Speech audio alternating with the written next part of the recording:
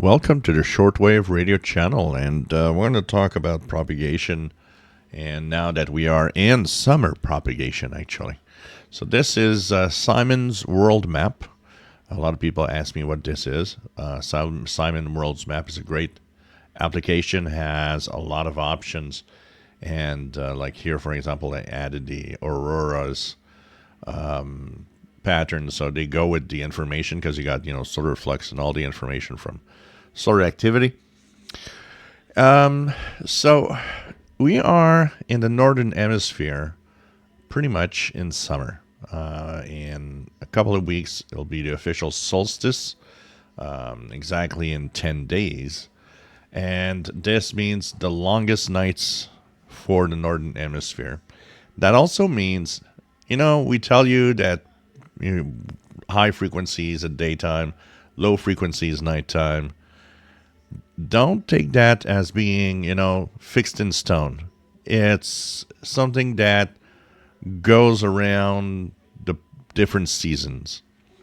So in winter, when there's long nights, that, high frequencies at daytime only probably is a good rule. And the summertime, it's different. It's different because what we have is the fact that the poles are the North Pole, is in daytime constantly. So from now until sometime in August, we'll have propagation going through there because the pole is constantly under the sunlight. So that means there's propagation all the time. For example, right now, or 142, if you see here, we're in darkness. The darkness pad is here.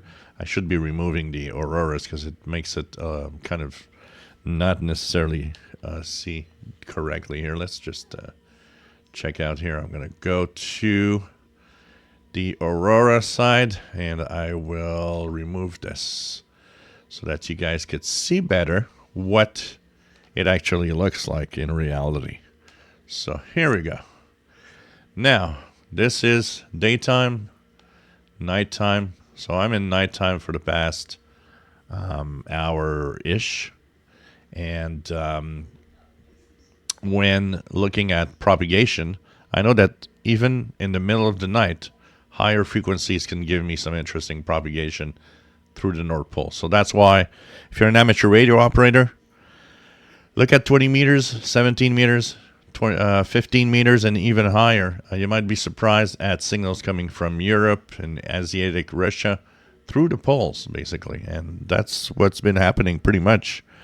When there's no special propagation problems, because there's a polar cap absorption event right now. It makes it difficult in the last couple of days to have signals go through the pole, but that's going to wear off and we're going to finally get good propagation. So go up there, go to the high frequencies, even if it's darkness where you are. Remember that the signals, they don't bounce off over your area. They bounce off somewhere in the middle. So if I have a signal from Europe coming to me, it's because it bounced off somewhere over the pole where it's daytime and fell back down here.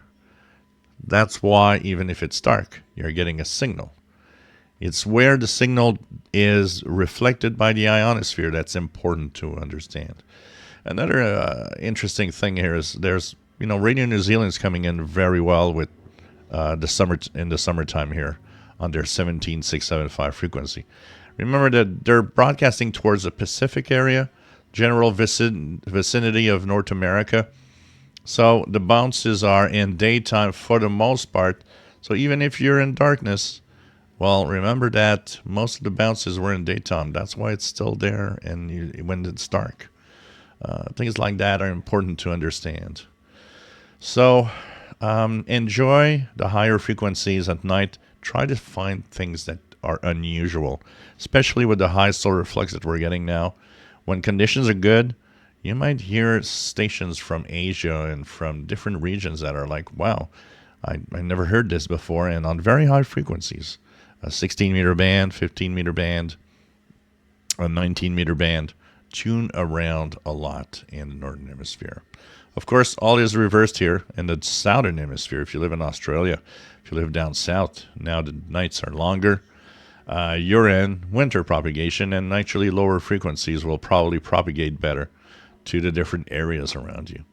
But having a visual of all of this is great, and Simon World's map is great for that. Really, really nice, and it's very customizable to different maps and different information. Even you can have grid squares, you can have amateur radio call signs or prefixes, stuff like that.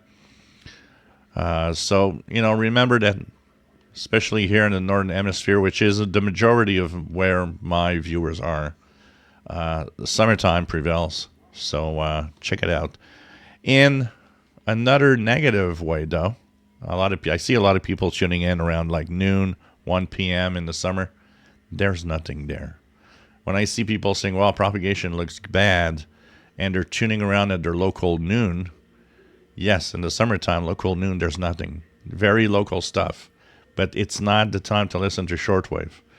It doesn't give you that much. You might have a little bit more on amateur radio, but for the most part, it's a more quiet time to listen to. So, get more into the late afternoon, evening, and nighttime. It's now that it's really, really cool. If you enjoy my videos, please subscribe, give us thumbs up. Thank you for watching my videos.